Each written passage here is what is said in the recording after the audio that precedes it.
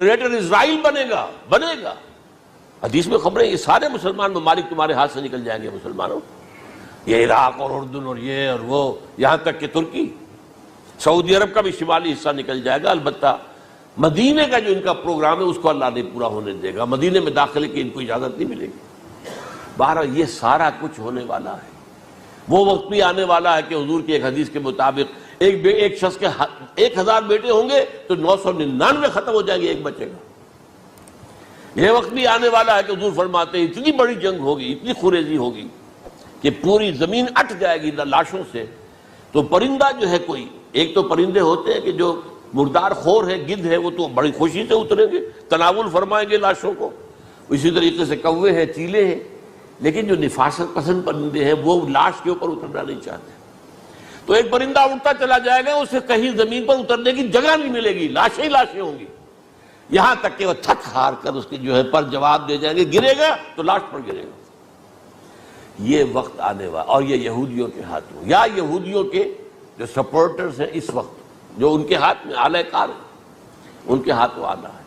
میرے نزدیک اس کام کے لیے اس ملعون قوم کو، کہ جو حضرت عیسیٰ کے زمانے سے ملعون ہو چکی ہے، اس کو باقی رکھا گیا ہے، اسے یہ موقع دیا گیا ہے۔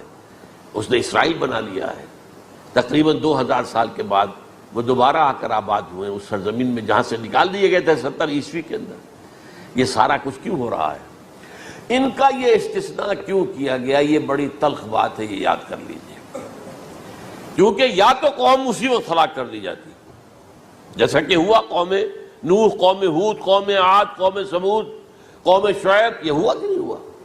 اور سدوم اور عمورہ کی بستیاں جہاں حضرت لوط بھیجے گئے، اور آل فرعون جو ہلاک کیے گئے، یا تو پوری قوم ہلاک کی جاتی؟ نہیں، یہ یوں سمجھیے کہ اس پورے معاملے کو درمیان میں سے ایک وقفہ دے دیا گیا، حضرت عیسیٰ کو اٹھا لیا گیا، اور حضرت عیسیٰ دوبارہ آئیں گے۔ یہ کیوں کیا گیا؟ اب اس میں بڑی تلخ بات آپ سے کہہ رہا ہوں، یہ آپ کے لیے قبول کرنا آسان نہیں، حلق سے نیچے اترنے کی مشکل سے۔ اس قوم کو زندہ رکھا گیا ہے جو ملعون اور مغضوب علیہم قوم ہے۔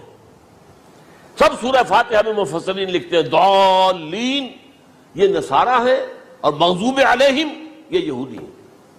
اور قرآن کہتا ہے لعن الذین کفروا من اہل الکتاب علی لسان داؤد وعیسی ابن مریم، لعنت کی گئی ایک ملعون اور مغضوب قوم کے ہاتھوں آخری امت محمد، اور اس کا بھی بہترین حصہ، اس پر عذاب ان کے ہاتھوں آئے گا، عربوں پر عذاب یہودیوں کے ہاتھوں، اس لیے ان کو بچایا گیا۔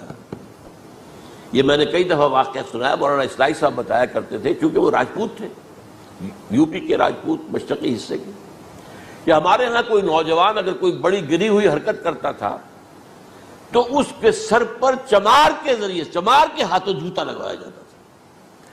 اگر راجپوت کے سر پر راجپوت کا جوتا گرا تو چلو تکلیف تو ہوئی، لیکن یہ کہ راجپوت کا جوتا گرا ہے نا، پڑا ہے، لیکن راجپوت کے سر پر چمار کا جوتا، جس کو آپ انگریزی میں کہتے ہیں to add insult to injury, وہ تکلیف بھی ہے جوتا کھانے کی، اور انسلٹ ہے کہ ایک چمار مار رہا ہے۔